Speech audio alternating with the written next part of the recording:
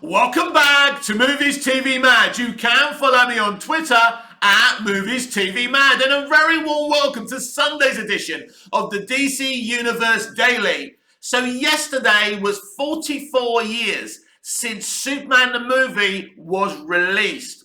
So Superman the movie was directed by Richard Donner, the man who brought you 4 Lethal Weapon movies, an Omen movie, The Goonies. The man was a fucking legend. But the unsung hero of that movie is writer Tom Mankiewicz, who had done a lot of rewrites for Bond movies at the time. But Dick brought him in to rewrite a movie that was literally written by Mario Puzo, the guy who wrote The Godfather, for Christ's sake, and 3 or 4 other writers. The script was a novella. It was so thick, so they rewrote the entire movie, or Tom did, and created some great original characters as well, in Ned Beatty's Otis and Miss Tessmacher as well. So yeah, he rewrote it. So he was a genius. But 44 years since that movie released. I was 6 years old when that movie was out. It was the first film I ever saw, and I was spellbound by it. So James Gunn, as the co-chair of DC Studios yesterday, was also celebrating the anniversary of one of the best movies ever made and ever created. And he was asked by a fan. Fan said this: "Please tell us, James Gunn, that Superman, a Superman movie, is a priority at DC Studios." He said, of course, it's not just a priority, it's the main priority. So a Superman movie is the main priority at DC Studios. Now, this doesn't come as much as of a surprise. It's a bit of a surprise to hear James Gunn say this, because he's never struck me as a DC fan. This comes from David Zaslav. David Zaslav has always spoken about the priority being Superman, Batman, and Wonder Woman. This is why you're hearing of Patty Jenkins walking from Wonder Woman 3, because they're working on a Wonder Woman movie. They're working on bringing a Batman to the DC universe as well. And there's the Batman 2 and the other spin-offs as well. So that's very exciting. And they're planning. They're trying to decide how to go forward with Superman. Now, if the Hollywood Reporter article from Boris Kidd is to be believed, and it should be believed because Boris is a very respectable journalist, it looks like they're not going to go forward with Henry Cavill. Or is it a situation where they're thinking about not going forward with Henry Cavill? It seems like they haven't really made their minds up yet what to do there. So, considering it was 44 years since Superman the movie was released, and what that movie means to me and what it's meant to me in my life, it made me fall in love with Superman, DC. It inspired me as a child to want to write, direct, act, perform, and I've done it all in my life thanks to this movie in the main part. So because it was the anniversary yesterday, and because James Gunn has said that a Superman movie is the main priority, let's talk about the elephant in the room. And that's Henry Cavill. I've gone left and right on this issue, but let's ask it today. What should James, Peter, and David Zaslav, and everyone else at WB do about this situation? Is it right to carry on with Henry Cavill and continue the Superman that Zack Snyder created? Here's the problem. I don't believe that James or Peter wants to continue the Superman that Zack brought into Man of Steel. Now, Henry's been talking about going a different direction, making him more inspirational, more hopeful, kind of moving away from what Zack did.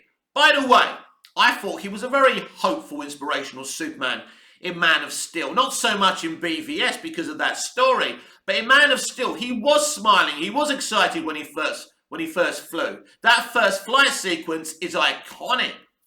So he is kind of an inspirational Superman, but look, there's no question. I think when they talk about developing a Superman movie, they do want to go back to the kind of comic books of the 60s and the 70s. They do want to do a more inspirational take like Dick Donner did. You should never repeat what's already been done.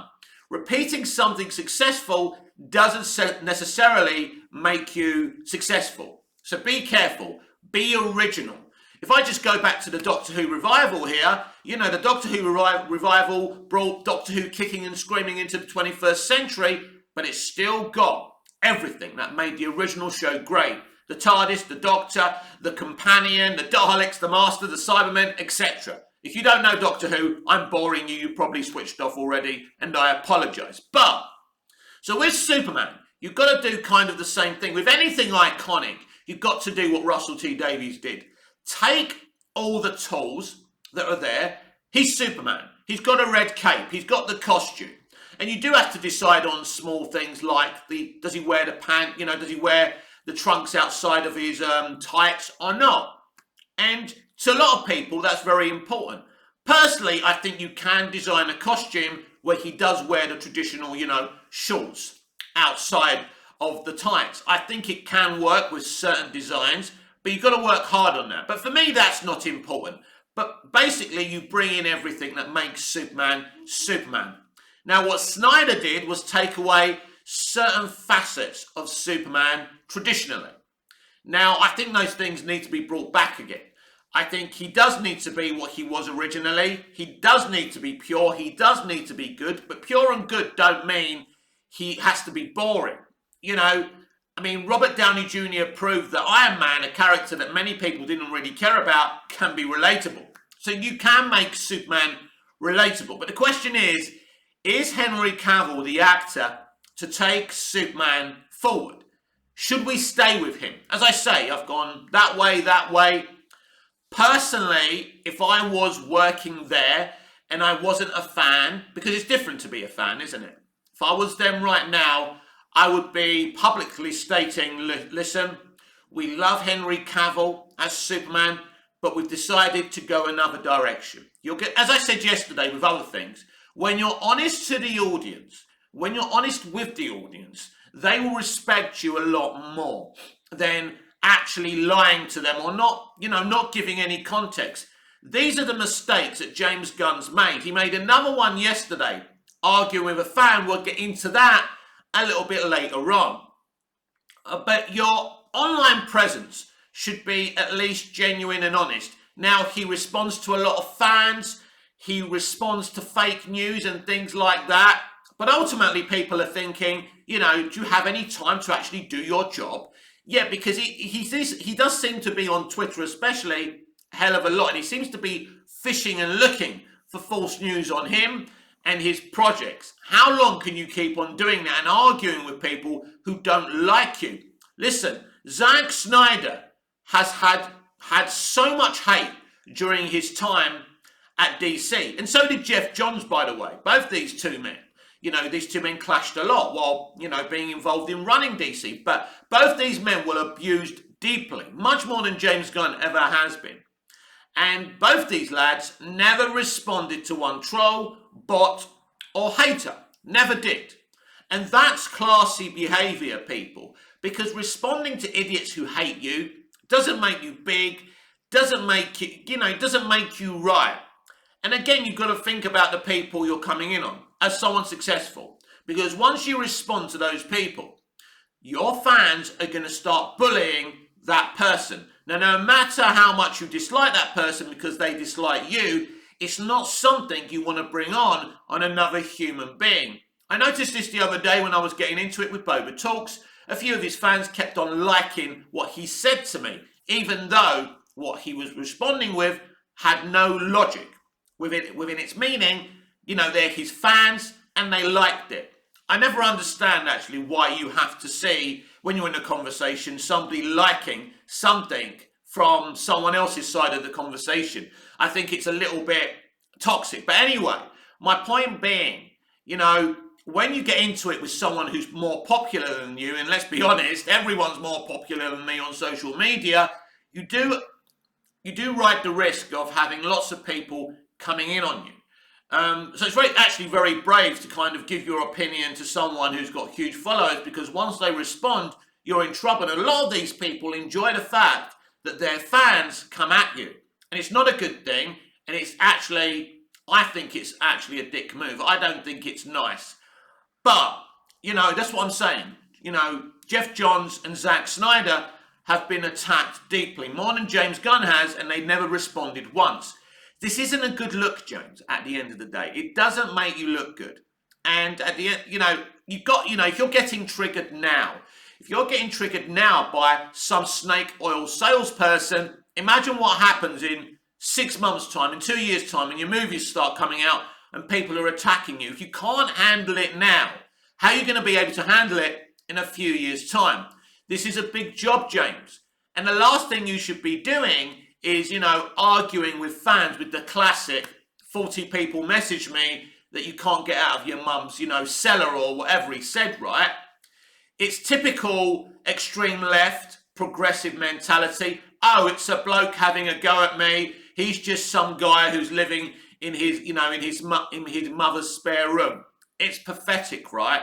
But it shows you their mentality and their hatred for men and boys. We know they hate us. Even though James Gunn is a man himself, even though he was fired for making jokes about children who get abused, right?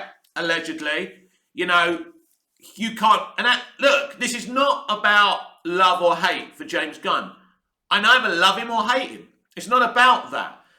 As I said on my Twitter yesterday, I'm in the position of being a DC fan and a YouTuber, which means I have to analyse everything that's put in front of me. I can't just shill and say, James Gunn forever. That's what Boba Talks is doing. And that's what his subscribers are consuming right now. James Gunn is right, James Gunn is right, James Gunn is right, James Gunn is right. That is not what you should be doing, Boba. You should be unwrapping the Hollywood Reporter article. Because if you are a YouTuber and you're unwrapping that article and all you see is James Gunn's the man, I trust James Gunn's right, when you're seeing all the information being exposed, they don't know if Henry Cavill should be Superman, even though they've shot a scene for him to be in The Flash. Why? Patty Jenkins wasn't going to be fired. She was asked to rewrite her script. Why? Lots of information in there. Walter Hamada wanted Henry Cavill to come back for a Crisis on Infinite Earths story arc set up in the Flash movie. That's not being done. Why? We were going to get a Batman Beyond. Why? Why aren't we getting that now? Well, actually, that's a good thing. We're not getting that. We've been into that because literally he was going to train Batgirl instead of the OG male character because we're swapping everyone for women today and minorities because that's cool, right? But so there's a lot of questions. And as a YouTuber, you have to respond to these questions. You have to put the magnifying glass in and say, why? Not say James Gunn is right, James Gunn is right, James Gunn is right. You as a fan watching this, you can say that. You can say to me, oh, I trust James Gunn. That's totally fine. That's up to you if you want to be that naive. But when you're a YouTuber and you get something like Boris Kitt's Hollywood Reporter article, you have to do your job properly and look at it and say, hang on a minute, this is not good. That's not good. Oh, red flag there, because what was in that article is truly concerning if you're a DC fan. Yes, James Gunn is a really good writer-director. That doesn't give him a pass. So him spending every goddamn minute on social media isn't a good thing. And arguing with fans isn't a good look. Someone joked on Twitter yesterday, if you say the name James Gunn 3 times, he'll pop up in your comments. This is how ridiculous it is now. He needs to take a step back and do his damn job. But it is exciting that a Superman movie is their main priority. And I'm excited about that. But a lot of things are concerning right now. One, what we found in the Hollywood Reporter article, and there's more to come as well. So someone is very angry out there at James Gunn and at DC Studios. I believe that DC Studios is just a studio that consists of 2 employees, James Gunn and Peter Safran right now. And I haven't even heard anyone being, brought into the studio. You know how you get Variety telling you, right, this one's this one's that. They haven't employed anyone at that studio. So to me, it's just a studio in name only. That's extremely suspicious. Because the truth is, it isn't James Gunn or Peter Safran running any of this, really. James Gunn is just distracting us on social media. It's David Zaslav and Alan Horn who are making all the decisions. And I just think Safran and Gunn have just been put there, just so we can see there's people there. And that's why he's on social media talking about DC, to make it look like he's actually running things and making plans. So it's great that Superman is the main priority. Superman should be the main priority because, as I said earlier, or I've said many times, if you launch a DC universe with a Superman movie, there's so much you can jump from that with, like Supergirl, lots of stuff. Superman has got great villains, there's lots of great things you can do. Superman is an important character, but the truth is nobody has ever got him as right as Dick Donner and Tom Mankiewicz did in Superman the movie. Superman 2 was great. Superman 3 was okay. Superman 4 was a disaster. Superman Returns was good in places, but rather inconsistent. But in a lot of ways, when it got it right, Superman Returns, it did a lot of good things and could have been a great modern day Superman movie if it was more consistent all around. So, but then you kind of look at, now Smallville has probably got Superman more right since Superman the movie than anything else. Superman and Lois is okay. I'd say it's okay beyond great, but it's definitely good, and okay, it's not bad. But originally Tyler Hoechlin in Arrowverse wasn't a good look. His costume was bad. They were treating him disgustingly, but when it came to Superman and Lois, he's been treated in a much better way, and the fandom loved that version of Superman. But in truth, there's never been a better Superman than Christopher Reeve. Now, Henry Cavill is probably the most popular actor to play Superman since Christopher Reeve. The films kind of have done okay. Man of Steel, BVS, Zack Snyder's Justice League. But should that be it? That's the question here. Do we carry on with Henry? Do we carry on with a 38-year-old Henry Cavill? Or do we find a fresh take and a fresh look? And this is what I keep on talking about, do you do a soft reboot or do you do a hard reboot? If you do a hard reboot, then you can start with a brand new Superman, and there's no question marks. As I say, people will be upset, but they'll get over it. When you pick and choose what stays and what goes, Zachary Levi at a convention or something saying he's hopeful and confident he will remain within James Gunn's DC universe. Do you see that? Do you see how problematic that is? Imagine Henry Cavill being replaced, but Zachary Levi staying in. If I had a choice between which one stays and which one goes, sorry, Zachary, I loved you in Chuck and you're a good Shazam, but I think I would replace you and start again rather than starting again with a brand new Superman. Getting rid of Henry and keeping you is, to me, very highly toxic behavior. But basically, Peter Safran produced your movies. Peter Safran is now the co-chair of DC Studios, so you stay. Do you understand? Amelia Harcourt is played by the actress married to James Gunn. She stays. James Gunn's Suicide Squad universe stays because it's James Gunn's Suicide Squad universe, but Henry Cavill goes. But that's not necessarily a bad decision, Henry Cavill going. Maybe starting again is the right way. I'm not saying necessarily it's a bad decision to start from fresh with Superman, because maybe Henry Cavill can't uplift the character where it needs to be uplifted, and that's in the box office. And basically they're judging what happened with Black Adam.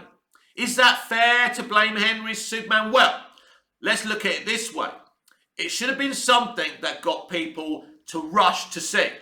The problem is the scene was available everywhere and people kind of felt, am I really going to go and see a mid-movie just for this? So they didn't. They didn't feel like we have to. We have to go and see this movie. So they're kind of blaming Henry for this. I understand it in a way because he was so popular, this would have uplifted the movie. And with The Rock hyping up the future for Superman and Black Adam, it should have made a difference. And it didn't. So they're looking at that. So maybe it's not such an outrageous decision to move on from Henry Cavill. But the thing is, on the internet, as I said earlier, he's very, very popular. But the internet hasn't translated into box office. Now, Grace Randolph has a lot of bad takes, but she did do a meme or a gif the other day saying, you know, all the DC fans are on the internet and not in the cinemas, or something like that. Someone told me that on my live conversations the other day, and thank you for that. That's a great piece of information because she has me blocked. As I say, Grace does have a lot of bad takes, but actually this take is a good one. Black Adam hasn't even made 400 million. There's stands. There's Dr. Fate stands. There's Hawkman's stands. Like all over the shop on Twitter doing gifs about the film. But did you go and see the movie? No. You're supporting things on social media, but you're not going out to the cinema to support DC, and that's the problem. All these DC propaganda merchants, but are you going to cinemas to support these movies? No. And because of that, Henry Cavill may not be Superman again. And you can't blame the studio for this, because at the end of the day, they're looking at the stats. And the stats financially for Henry Cavill aren't great. You know, Man of Steel made under 700 million. BVS made around 850 million, which is okay, but not the kind of money a studio would want from a Batman and Superman team-up. Make no mistake about that. And then he was in the Snyder Cut. That wasn't in cinemas. So when they see what happened with Black Adam, they're saying, we need to start afresh. Maybe this isn't the guy. Now, I think David Zaslav cleverly put Cavill in the post-credits scene to test his popularity. That's what I think. Now, why we went from that to Henry saying I'm back as Superman, when clearly we don't even know if Henry is back as Superman. And of course, Henry has gone very, very quiet again. At 1 minute, he couldn't shut up about the thing. Now, Gunn and Safran are there, and things have changed. But is it James Gunn and Peter Safran who are leading the narrative on not having Henry Cavill? Because the whole argument with the guy on Twitter with James Gunn yesterday is that he was saying basically that James Gunn hates Henry Cavill. Now, I haven't gone that deeply, but I have said that James Gunn hates Henry Cavill as Superman. So if he came at me and had a go at me, I would say, yeah, I have said that, because it seems like you don't want him as Superman. You've never mentioned him once. You haven't publicly supported him once. Henry has mentioned your name and said he'd be happy to talk to you. But that doesn't mean you're happy to talk to him. That's the difference. That Andy, whose surname I can never pronounce, who I read his articles from Screen Rant, he goes, how can people say James Gunn hates Henry Cavill because Henry said he wanted to talk to him? Well, yeah, but that doesn't mean that James Gunn wants to talk to him. So your logic's a bit lost there, if you ask me. And I quote tweeted him, because I always quote tweet propaganda merchants, because they need to be put right. So it's good news we have a DC Studios. It's good news we have co-chairs of the DC Studios and a writer-director who seems to understand comic books. But, excuse me, but spending your time on social media instead of working on what you're supposed to be working on. Don't forget, he's still got to finish off Guardians 3. And he's got to do all the marketing for that. Then he really goes to work on DC. That's when we're really going to find out what's going on after Guardians and the marketing for that. So that's exciting. But, you know, yeah. But I'm 50 years old. I don't think in my own lifetime we will ever see another great Superman movie. I don't. So I will treasure Superman the movie and Superman 2 and Superman 3. Superman Returns and Man of Steel. And even BVS. Because I don't think we're ever going to get a great Superman movie again. But ultimately, we have one Superman movie in Superman the movie by Dick Donner, which got it right. Got the vibe of Superman right. Now, obviously, you can't do a movie exactly like that because we live in different times, something we've discussed many times. But there's nothing wrong with an uplifting Superman movie, but you've got to get him right this time. And you've got to understand what people want from him. Because it isn't exactly in the culture of modern day Hollywood to give you and me what we ask for and what we want. We saw it with The Last Jedi. Let's subvert people's expectations and make them angry. I don't know why. I don't understand why. I don't get it why they do this. But that's what they do today. Now with DC Studios and DC Universe, because they're so desperate, they're going to have to give people what they want. Because if it is about subverting people's expectations over at DC Studios and DC Universe, they're not going to make any money. But they're so stubborn and ingrained in their own political behaviour. Just like James Gunn, having a go at that young guy. When all he had to do was ignore him. Now, he gave some kind of little denial about not hating Henry Cavill. Of course not, or whatever. But it wasn't exactly a strenuous denial. And it was only because of fans saying, have you got anything to say about this? So he's never publicly supported Henry Cavill as Superman. It's clear he wants to move forward with a brand new actor as Superman. I'm not saying that's a bad thing. I'm saying this is the problem with a soft reboot, because when you soft reboot something and you keep someone like Zachary Levi, Shazam, right, but you bin British-born Henry Cavill, there's a little bit of an issue here. Zachary Levi, yeah, exactly. So he's got the Hollywood DNA, he stays, but British Henry Cavill gets binned, right? I mean, Henry Cavill looks the job, right? He's a great actor, he's a great Superman, and you can mould him to the Superman you want. At least you could make one great movie with him in it, and that could be a stepping stone to move away. But as I say, I'm not totally opposed to moving on from Henry. I'm just saying there is a way to kind of have a balance to this, to say this is one more movie for Henry Cavill, then we move on. And there's lots of different things you can do. You could do a Superboy story. There's lots of things you can do. Because this is the issue, guys. He's pretty much saying he's doing a soft reboot, not a hard reboot. That means the DCEU stays, but rebranded into something new. Well, you could do something totally from the start, which means you've got the clay and you can mould it however you want. But they don't want to do that because they're far too lazy creatively. And that's the problem. And as I say, that's the issue with binning Cavill but keeping Zachary Levi. And it doesn't sit well with me. It doesn't sit well with me at all, because it isn't fair that Henry may get binned but Zachary Levi stays. How do you even work that out? But at the end of the day, it is the way it is. This is what's going to happen. The things that Peter and James have worked on stay within the DC universe, and the things that they don't like and didn't work on and didn't bring in, go.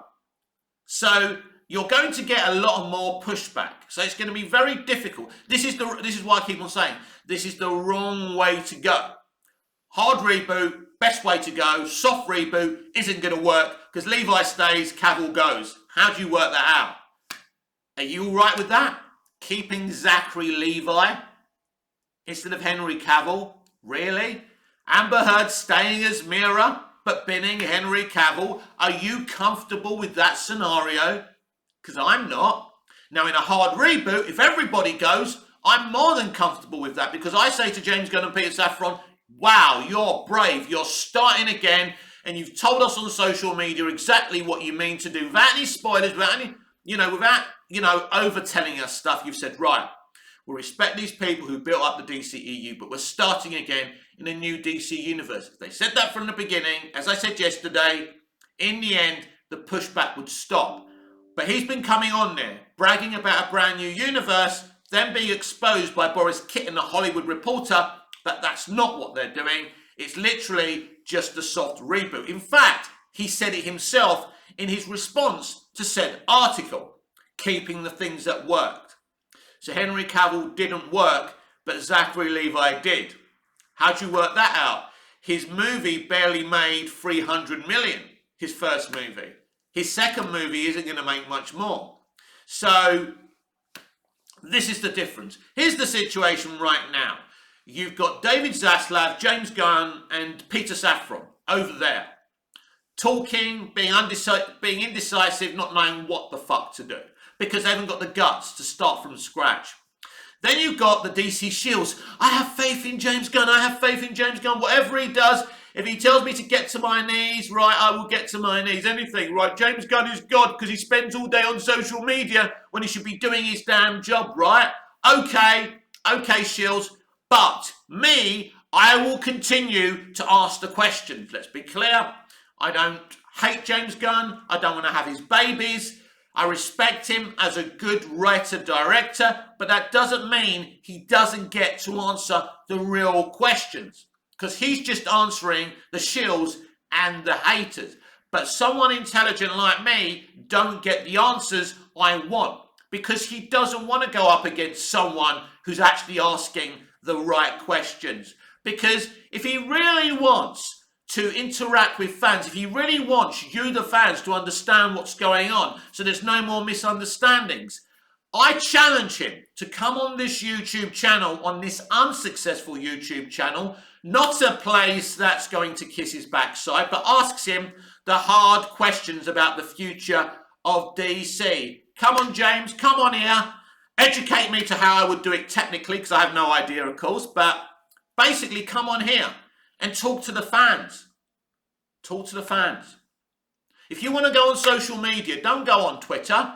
Don't go on those crappy creative, newly created social media platforms for progressives so they can have their echo chamber.